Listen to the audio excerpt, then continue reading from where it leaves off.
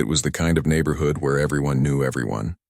The lawns were perfectly trimmed, mailboxes painted white, and people waved at each other on their morning walks. Life around the lake was peaceful, quiet, and just how the residents liked it.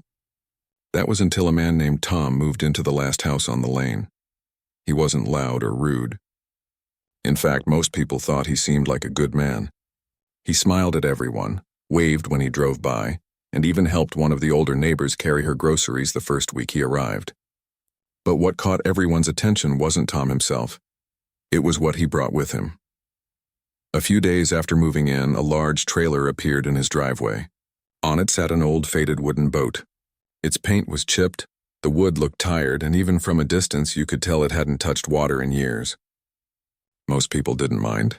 It wasn't uncommon for people living near the lake to own a boat, but for one neighbor it was enough to ruin her day. Karen lived 2 houses down from Tom.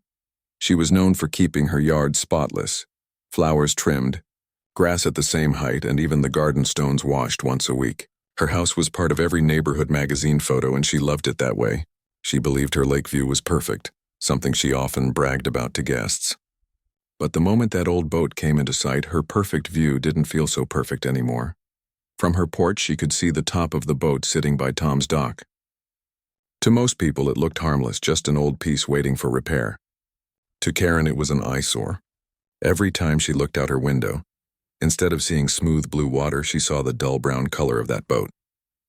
It irritated her more each day. At first, she tried to ignore it. She told herself maybe he would move it in a day or 2. But when a week passed and the boat was still there, she decided she had seen enough. Karen prided herself on keeping the neighborhood beautiful, and in her mind, she was doing everyone a favor by speaking up. One morning, she walked straight over to Tom's house, wearing her neat gardening hat and holding a clipboard, as if she were on official business. Tom was outside sanding the edges of the boat when she arrived. He smiled and waved, but she didn't smile back. "Good morning," she said, her tone polite but cold. "I'm from the Neighborhood Beautification Committee. I wanted to talk to you about that boat." Tom set down his sander and wiped his hands. "Oh, sure," he said kindly. "What about it?" "Well," Karen began, "it's quite noticeable from several houses, including mine. It doesn't really fit with the clean look of the community. You might not know this, but we have certain rules about property appearance. You'll need to move it out of sight." Tom looked a little surprised but stayed calm. "I didn't know about that. I just bought the place last month. The boat's mine. I'm fixing it up, planning to get it on the water soon." Karen frowned. "I understand, but until then it's an eyesore. People come here for the lake view, not to look at that." Tom glanced at the boat and then back at her. "I promise it won't be like this for long. It means a lot to me, so I'm restoring it myself." Her tone turned sharper. "I'll give you 48 hours to move it. Otherwise, I'll have to file a complaint with the HOA. Tom didn't argue. He just nodded politely and said, "All right, have a nice day." Then he went back to sanding. When she walked away, she felt satisfied, certain he would follow her demand. But 2 days later, when she peeked out her window, the boat was still there. Not only that, Tom had set up a small stool and toolbox beside it. He looked happy, humming to himself as he worked. That was the last straw for Karen. She snapped a few pictures of the boat with her phone and started calling her friends in the neighborhood. Within hours, she had a list of names, people she claimed were concerned about the view. A few agreed just to avoid conflict. Others rolled their eyes, but Karen didn't care. She had a mission now. Later that week, she showed up at the HOA office, photos printed and stapled to a form. She explained how the new guy was lowering property values with his broken-down boat. The HOA promised to look into it, though some of them knew Karen's habit of exaggerating. Meanwhile, Tom kept working on his boat every evening after work. He had a small speaker playing old country songs, and sometimes the neighbors' kids would come over to watch him sand and paint. He would tell them stories about how the boat used to belong to his grandfather and how he wanted to bring it back to life in his memory. The kids loved hearing about it. They didn't see an eyesore, they saw something meaningful, but Karen didn't see it that way. From her kitchen window, she could see the boat shining under the afternoon sun as it started to look newer. Each time she looked, her frustration grew. She wrote another email to the HOA, saying they were taking too long to act. When the official letter finally reached Tom's mailbox, It asked him to attend the next HOA meeting to discuss concerns regarding his property. He wasn't angry. He simply smiled and decided to go. That night, while Karen sat on her porch sipping tea, she saw him sitting on his dock, watching the sunset beside that same boat. The air was calm, the sky golden, and she couldn't understand how he looked so at peace when he was clearly in the wrong, at least in her eyes. Tom's neighbor across the street walked by and stopped to chat. "Looks like it's coming along," he said, nodding at the boat. "Yeah," Tom said with a small grin. "Just needs a little more sanding and some fresh paint. Then she'll be ready." The man smiled. "You know, my grandpa used to have one just like that. It's a classic. Don't let anyone tell you it's not worth fixing." Tom just laughed softly. "Oh, I won't. Some people might not like how it looks now, but they'll change their minds when they see it floating again." He didn't raise his voice or complain about Karen. He didn't even mention her name. To him, it wasn't worth the fight. He knew time would prove him right. As the sun went down that evening, the lake reflected shades of pink and orange across the water. Karen pulled down her blinds, pretending not to see it, but deep down, she couldn't help glancing back. For the first time, she wondered if maybe there was more to that old boat than she wanted to admit. The following week, the calm lake community began to buzz quietly with gossip. It wasn't loud or mean-spirited, just the kind of whispers that travel fast when one person can't stop talking. And that person, of course, was Karen. Everywhere she went, she found a way to bring up the same topic. At the morning coffee group during her evening walks, even at the small market by the highway, she would complain about the new neighbor with the old boat. Some people listened politely. Others smiled and changed the subject, but she didn't notice. She believed she was protecting the neighborhood's reputation. One afternoon, she stood on her porch watching Tom, who was once again working on the boat. He had laid out several cans of paint and a brush, and it was clear he was making real progress. The boat looked cleaner, brighter, and its shape began to show life again. Karen's irritation grew stronger. In her mind, he was ignoring her completely. She pulled out her phone, took more pictures, and decided to print flyers. That evening, she slid one into every mailbox in the neighborhood. The flyer read, "Community standards matter, let's keep our lake beautiful." Underneath was a photo of the boat, with a note asking neighbors to sign her petition demanding it be removed. By the next morning, her plan had already started to backfire. A few neighbors were annoyed, not with Tom, but with her. One woman even tore up the flyer in front of her and said, "Karen, it's just a boat. He's not hurting anyone." That didn't stop her. She told herself people just didn't understand how important appearances were. If she gave up, the whole community would go downhill. That was how she justified it to herself. Meanwhile, Tom continued working quietly. He noticed a few neighbors avoiding eye contact, while others stopped to chat and ask about his project. He didn't know about the flyers yet, but he could tell something strange was going on. One Saturday morning, while he was polishing the edges, an older man named Richard from the next street walked over. He leaned on the fence and said, "You know, some folks are talking about that boat of yours." Tom smiled. "Yeah, I figured. I heard something about a petition." Richard nodded. "Don't take it personally. She does this to everyone. Last year she filed a complaint about my shed being too close to the fence." Tom chuckled softly. "I'm not worried. I just don't understand why a boat on my dock is such a big deal." "Because she needs something to complain about," Richard said, shaking his head. "But most of us think it's fine. That boat's part of your property, isn't it?" "Exactly," Tom replied. "I'm fixing it for my grandfather's memory. He taught me how to fish when I was a kid. This boat means something to me." The older man nodded. "Then keep working on it. You don't owe her an explanation."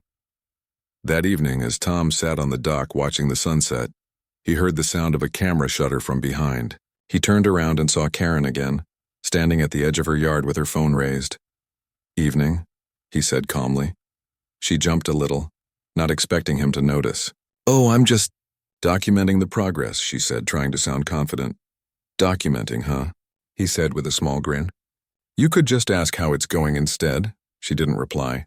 She crossed her arms and said, "I hope you know this is against community rules." "Which rule?" he asked politely. "The one about maintaining proper appearance," she snapped. He nodded slowly. "Well, if you can show me that rule, I'll take another look. But for now, I'm just fixing my boat. Her jaw tightened and she turned away, muttering under her breath. She didn't like that he stayed calm. In her mind, he should have been nervous or apologetic. Instead, he looked completely at peace, like her words had no power. The next few days passed quietly, but Karen wasn't done. She emailed the HOA again, this time attaching a long list of community concerns. She mentioned everything from visual clutter to potential safety hazards, making it sound serious. When the HOA president called Tom to let him know about the complaint, even he sounded uncomfortable. "Look," he said on the phone, "we've received a few messages from your neighbor. We'll probably have to bring it up in the next meeting just to keep things official.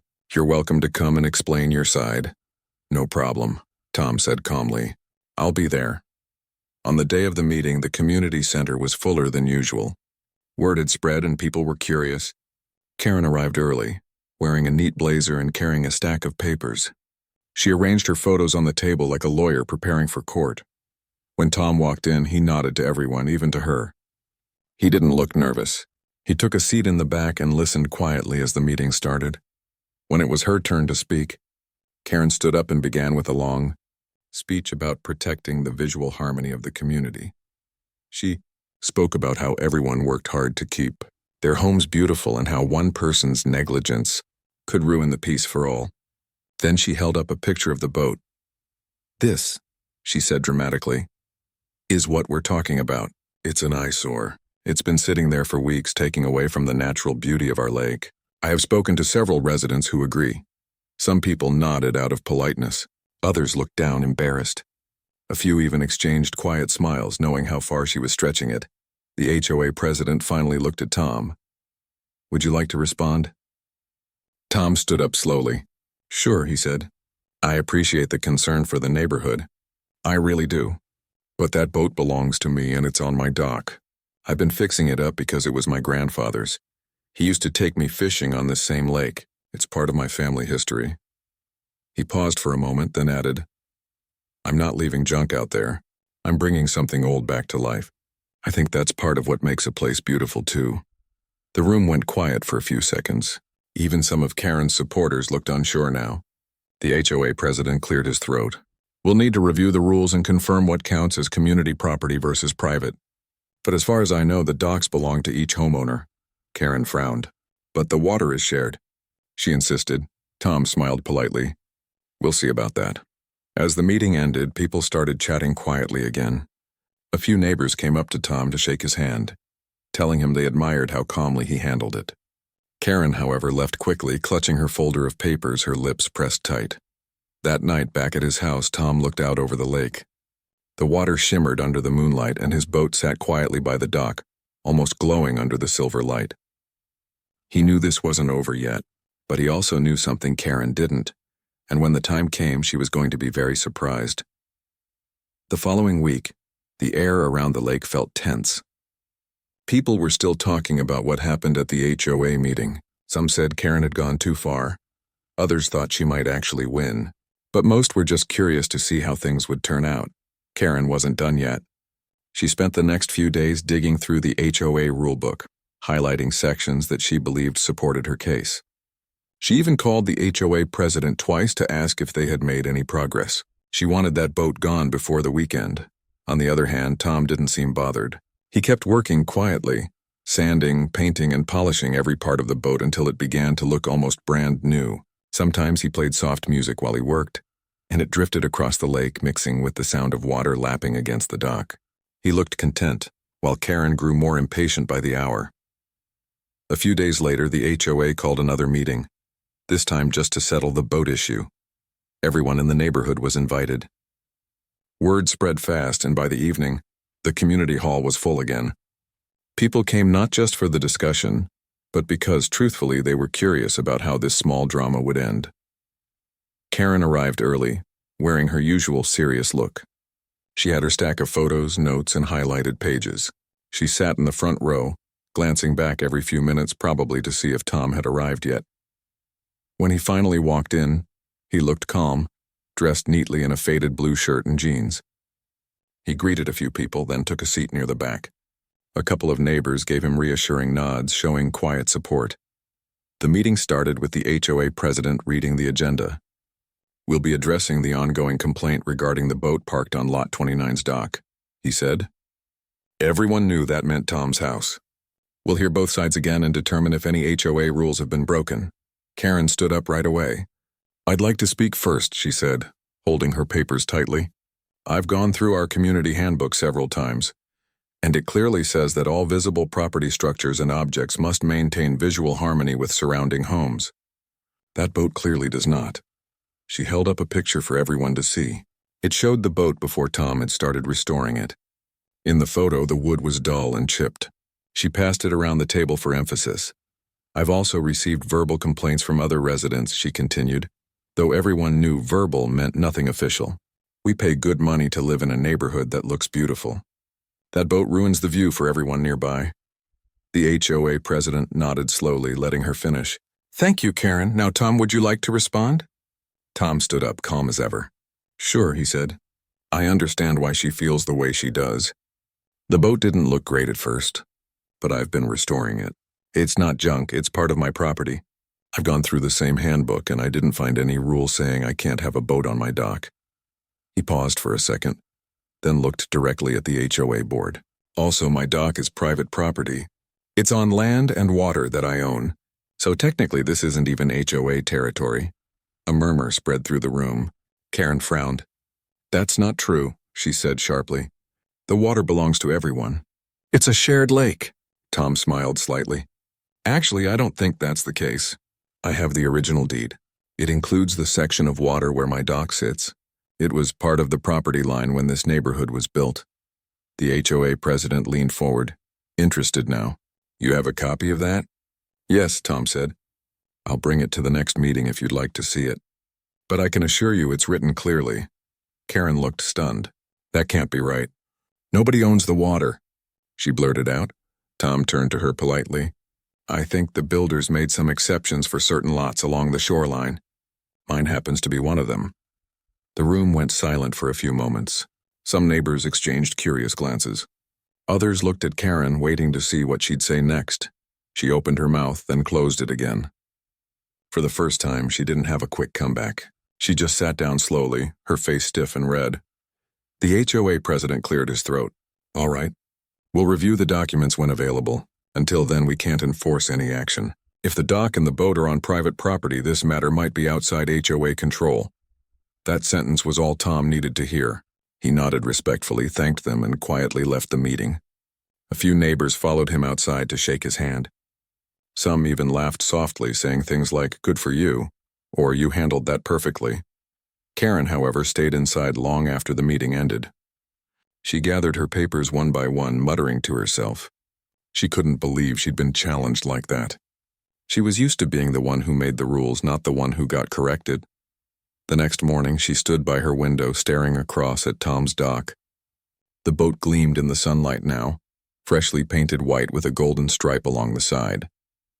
It looked nothing like the old, dull thing she'd complained about. If anything, it looked beautiful. But she couldn't bring herself to admit it. Later that afternoon, Tom was sitting on his dock with a small cup of coffee when she walked by on her morning route. He saw her and waved. "Good morning, Karen," he said kindly. She hesitated but forced a small nod. "Morning," she replied, her tone still sharp but quieter than usual. "You know," he said with a calm smile, "once I finish polishing the motor, I might take it out for a spin. You should come by and see how it looks on the water. It's not an eyesore anymore."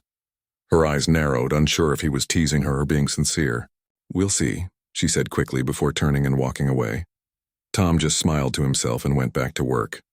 He wasn't trying to upset her. In fact, part of him hoped that once she saw the boat finished, she might actually like it. But deep down, he also knew Karen wasn't the kind to admit she was wrong easily. Over the next few days, word about the meeting spread around the neighborhood. Everyone was talking about how Tom might actually own part of the lake. Some found it fascinating. Others were amused, but almost everyone agreed that Karen had finally met her match. By the end of the week, even the HOA president called Tom to say, "You were right. We checked the property records. Your deed includes water rights. The HOA can't tell you what to do on your dock." Tom thanked him politely and hung up the phone, smiling. The truth was now official and he didn't have to hide it anymore. But he didn't rush to tell anyone. He wanted Karen to find out in her own way. Slowly, naturally, when she least expected it. That night he sat on the dock again, watching the quiet ripples of the water under the moonlight. The boat looked perfect, shining under the soft glow. The lake was peaceful, and for the first time in weeks, everything felt calm again. What he didn't know was that Karen was still awake, staring at the same lake from her window, trying to figure out how one man's old boat had turned her perfect little world upside down. The following week, the neighborhood finally began to quiet down again. People had moved on to new conversations. The weather was turning warmer and the lake sparkled more each morning. But even as life returned to normal, one person still couldn't let things go. Karen.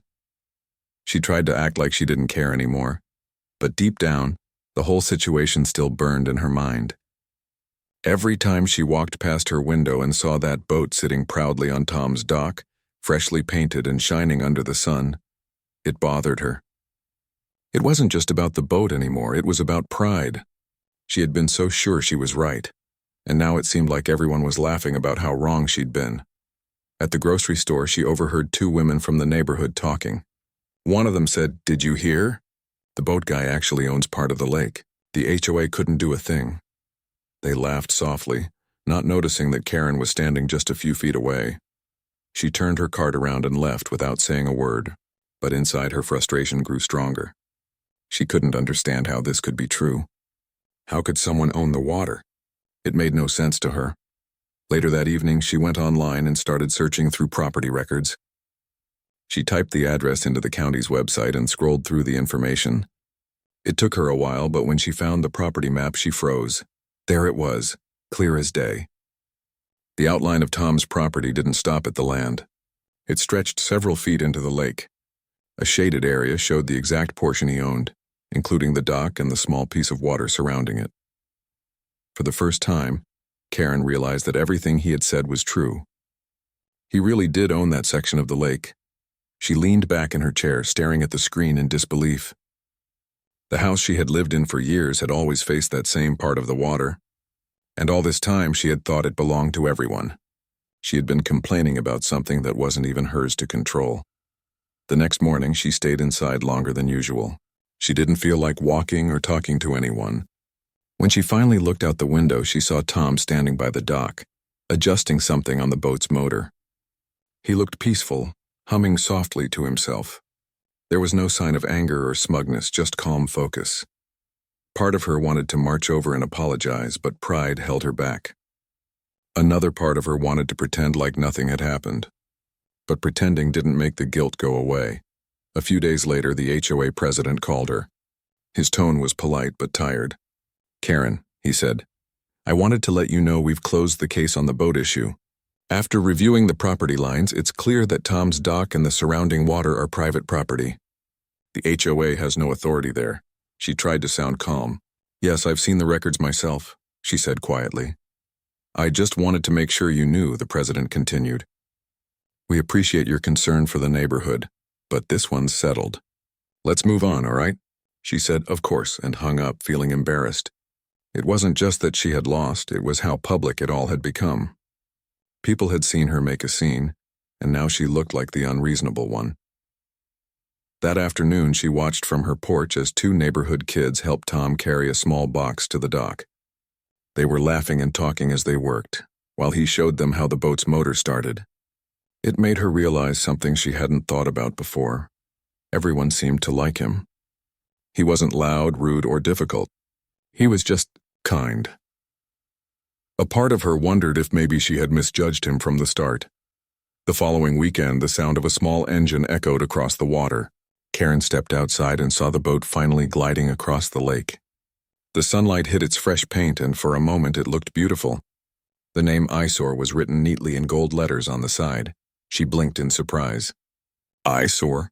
she whispered under her breath. She realized immediately what it meant. It was the word she had used to describe it the very first day. Instead of hiding from it, Tom had turned it into a joke. But somehow it didn't feel insulting. It felt clever, lighthearted, even funny. Tom waved as he passed by her dock. "Morning." he shouted over the sound of the engine. She hesitated for a second before lifting her hand and waving back. "Morning," she said softly.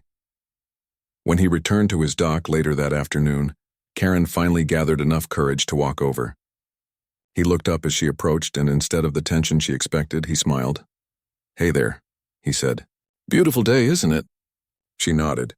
"Yes, it is." She paused, trying to find the right words. "Listen, about everything that happened, I might have gone a bit too far." He chuckled gently. "A bit?" She couldn't help but smile, just slightly. "Maybe more than a bit. It's all right," he said kindly.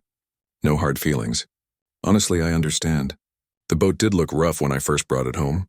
I just didn't realize you actually owned that part of the lake," she said, shaking her head. "I thought it was shared." "Most people do," he said. "It's kind of a strange setup. When the community was built, some properties got water rights, others didn't. I just got lucky, I guess." There was a short silence before she said, "Well, I'll admit it looks nice now. Not an eyesore anymore." He smiled and said, "Thank you, but I liked your word so much that I made it the boat's name." She laughed for the first time in weeks. "I noticed.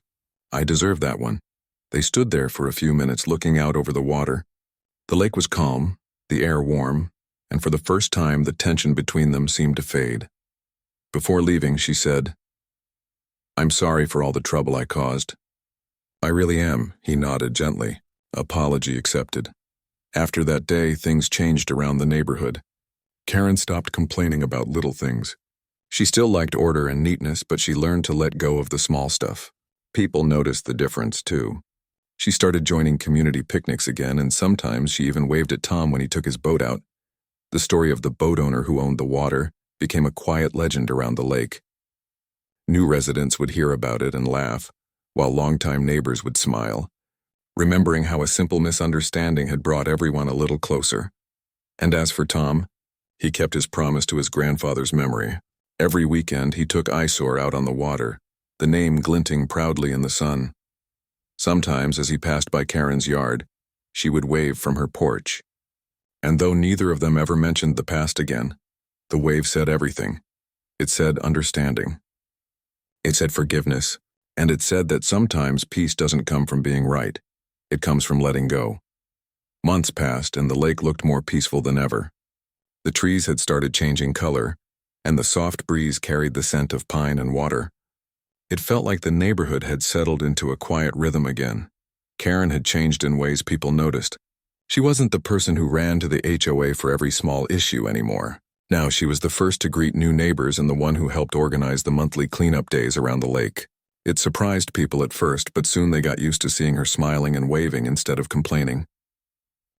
Even she felt lighter. She didn't realize how much energy she had wasted being angry at little things until she stopped doing it. Life felt calmer now.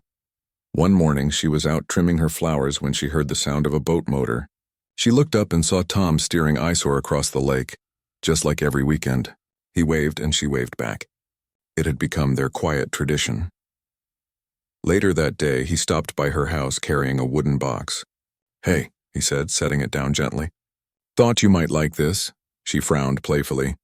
"What is it this time? Another boat part?" He laughed. "Not quite. I had some leftover wood from the dock repairs, so I made a couple of birdhouses. I figured one would look nice in your yard." She opened the box and smiled. Inside was a small handmade birdhouse painted a soft shade of blue. "You built this?" "Yeah," he said. "It's nothing fancy, but I thought you'd appreciate it." She nodded. "It's perfect. Thank you." From that day on, small gestures started passing back and forth between them. She'd bring him some cookies when he was working on his boat, and he'd help her carry heavy bags of soil for her garden. It wasn't forced, it just felt natural, like neighbors should be. One afternoon, as they sat by the dock watching the sun go down, Karen said quietly, "You know, I used to think people were either difficult or easy to deal with. But I think it's more about understanding. Sometimes we just don't see what the other person's really trying to do." Tom nodded. "You're right. Everyone's got a story, even if we don't know it." He looked out across the water. "My granddad used to say, don't build fences before you build bridges. I didn't really get it when I was younger, but now it makes sense." Karen smiled. "Smart man." Over the next few weeks, life continued peacefully. The lake community started hosting more small gatherings. potlucks, game nights, and summer barbecues by the water. People showed up who had barely spoken before. It was like the tension that once hung over the neighborhood had finally lifted. At one of those gatherings, Karen brought her famous lemon pie. Everyone loved it, especially the kids. Even Tom joked that he'd join the HOA if she promised to bake one every meeting. The whole table laughed, and even she couldn't help but laugh along.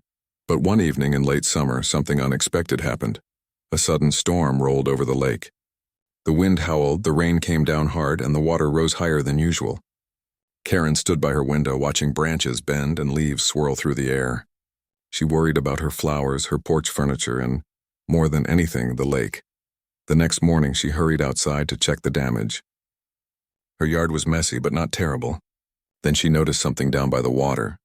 Part of Tom's dock had broken loose. The boards were hanging at odd angles, and one of the posts had fallen into the water. The boat was still tied down, but it had clearly taken a beating from the wind. Without thinking, she grabbed her boots and hurried toward his property. He was already out there trying to pull a heavy plank out of the lake. "Need a hand?" she shouted over the noise of the wind. He looked up and smiled. Wouldn't say no to that. Together, they worked for hours, hauling wood, tightening ropes, and trying to fix what they could. By the time they were done, both were drenched and muddy but laughing like old friends. "I don't remember the last time I worked this hard," Karen said, wiping her face. Tom chuckled. "You did great. Didn't know you had it in you." She gave him a mock glare. "Don't underestimate me." That day changed something again, not just between them, but in how everyone saw them. The neighborhood that once whispered about their feud now admired their teamwork. People began saying that if those two could get along, anyone could. A few weeks later, during another neighborhood event, the HOA president stood up to make a small announcement. "Before we wrap up," he said, "I just want to acknowledge how much effort everyone's put in this year. Especially Tom and Karen. They've shown what real community looks like." Everyone clapped, and Karen felt her face warm with embarrassment. She glanced at Tom, who just gave her a quiet smile. After the crowd settled down, she leaned over and said softly, "Guess we've come a long way, huh?" He grinned. "Yeah. Who would have thought the Eyesore and the HOA queen would end up on the same side?" She laughed. "Don't push it." By autumn, the leaves turned gold and orange, reflecting on the calm water. The birdhouse he had made now had a small family of sparrows living inside. Sometimes when Karen sat on her porch, she could hear them chirping and flying around happily.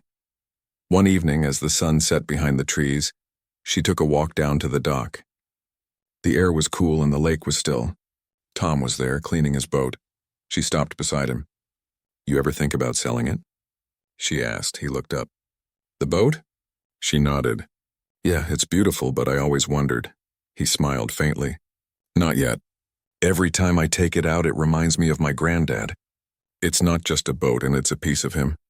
As long as I'm here, it stays." She nodded slowly. "That's a good reason to keep it." He turned to her. "And you? You ever think about selling your house?"